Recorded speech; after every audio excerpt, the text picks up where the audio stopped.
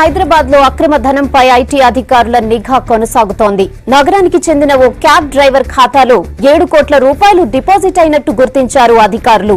2 వ్యక్తులు వచ్చి state bank Hyderabad లో డబ్బును జమ చేసినట్టు గుర్తించారు.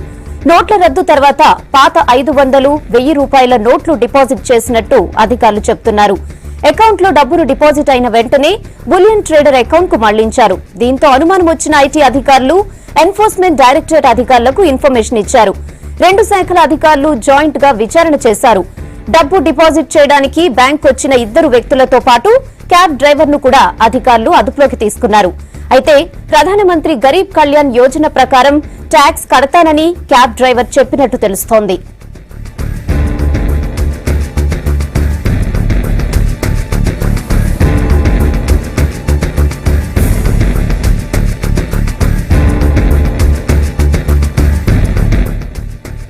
ఈ వ్యవహారంలో బ్యాంక్ అధికారుల పాత్రపైన ఈడీ దర్యాప్తు చేస్తోంది. 7 కోట్ల రూపాయలు అకౌంట్ లో భారీ మొత్తం డిపాజిట్ అయిన విషయాన్ని బ్యాంక్ మేనేజర్, క్యాషియర్, ఉన్నతాధికారులకు చెప్పలేదని విచారణలో తేలింది.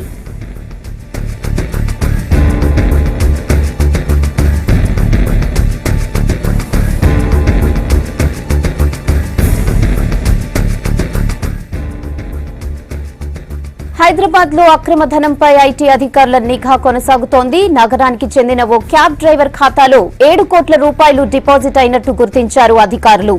2 వ్యక్తులొచ్చి స్టేట్ బ్యాంక్ హైదరాబాద్ లో డబ్బు జమ చేసినట్టు గుర్తించారు. నోట్ల రద్దు తర్వాత పాత 500, 1000 రూపాయల నోట్లు డిపాజిట్ చేసినట్టు అధికారులు చెబుతున్నారు.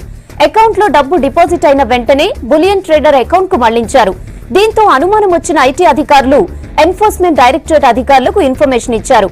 అయితే 2 శాఖల అధికారులు జాయింట్ గా విచారణ చేశారు.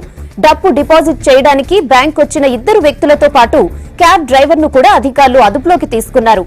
ఇక ప్రధానమంత్రి గరీబ్ కళ్యాణ్ యోజన ప్రకారం ట్యాక్స్ కడతానని క్యాబ్ డ్రైవర్ చెప్పినట్టు తెలుస్తోంది.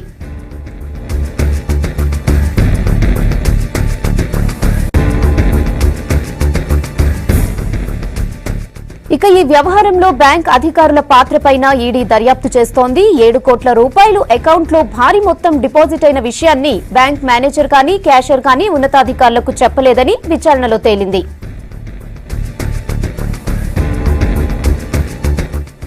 ఇక 7 కోట్ల రూపాయల డిపాజిట్ పై పూర్తి డీటెయిల్స్ సంపత్ అందిస్తారు. సంపత్, డిపాజిట్ కు సంబంధించి అప్డేట్స్ ఏంటి? పెద్ద నోట్ల రద్దు తర్వాత ఇన్కమ్ ట్యాక్స్ డిపార్ట్మెంట్ స్పెషల్లీ అన్ని ఖాతాలపై దృష్టి సారించింది. ఎక్కడైతే భారీ ఎత్తున డబ్బును డిపాజిట్ చేసినటువంటి అకౌంట్లు ఉన్నాయో ఆ అకౌంట్ల మీద మానిటరింగ్ చేస్తోంది. మానిటరింగ్ లో భాగంగానే కొన్ని అకౌంట్స్ ను ఫ్రోజన్ చేసింది. ఆ అకౌంట్ లో భాగంగా హైదరాబాద్ లో SBH బ్యాంక్ లో 2 రోజుల క్రితం క్యాబ్ డ్రైవర్ తో పాటుగా, ఊబర్ క్యాబ్ డ్రైవర్ తో పాటుగా మరో 2 వ్యక్తులు వెళ్లి క్యాష్ ను డిపాజిట్ చేసినట్టుగా చెప్తున్నారు.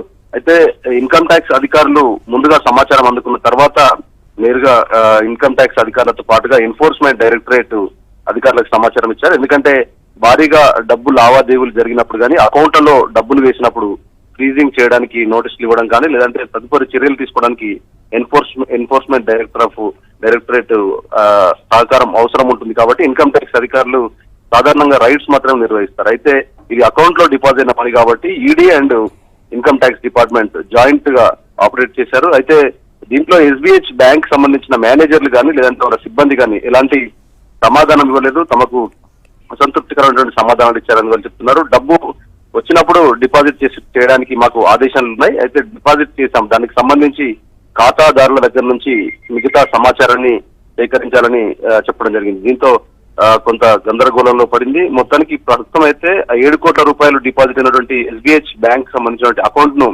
ఫ్రీజ్ చేశారు.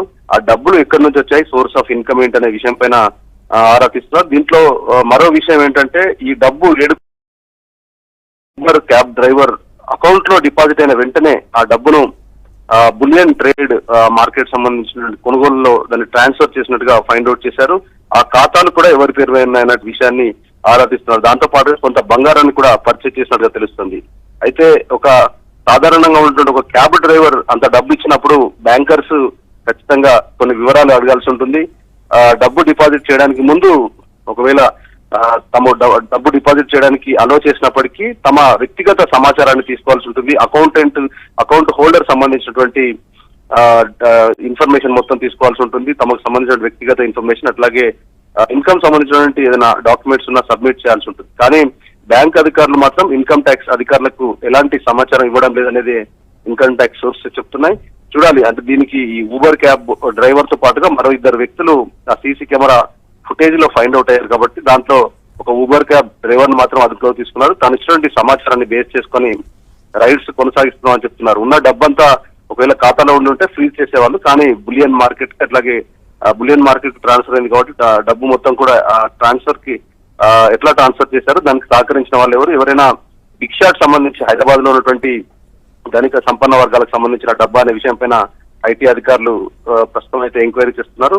ఎంక్వైరీ చేసిన తర్వాత ఆ డబ్బు ఎక్కడి నుంచి వచ్చింది, అవన్నీ కూడా కొత్త నోట్లే కాబట్టి 500 రూపాయలు 1000 రూపాయల నోట్లనే డిపాజిట్ చేస్తుందని చెప్తున్నారు. సో డబ్బు కూడా దాంట్లో 2 ఆస్పెక్ట్స్ ఉన్నాయి. డబ్బు డిపాజిట్ చేయడం ఒక అంశం అయితే కొత్త నోట్లను డిపాజిట్ చేయడం అనేది మరో అంశం కాబట్టి దానిపైన కొంత ఐటీ శాఖ దృష్టి సారించింది. ఎన్ఫోర్స్మెంట్ డైరెక్టరేట్ కూడా ఇప్పటికే బ్యాంకుకు నోటీసులు ఇచ్చింది. మరో 2 వ్యక్తులను పట్టుకున్న తర్వాత మిగతా సమాచారం వచ్చే అవకాశం ఉంది. Okay Sampath, thanks for the updates.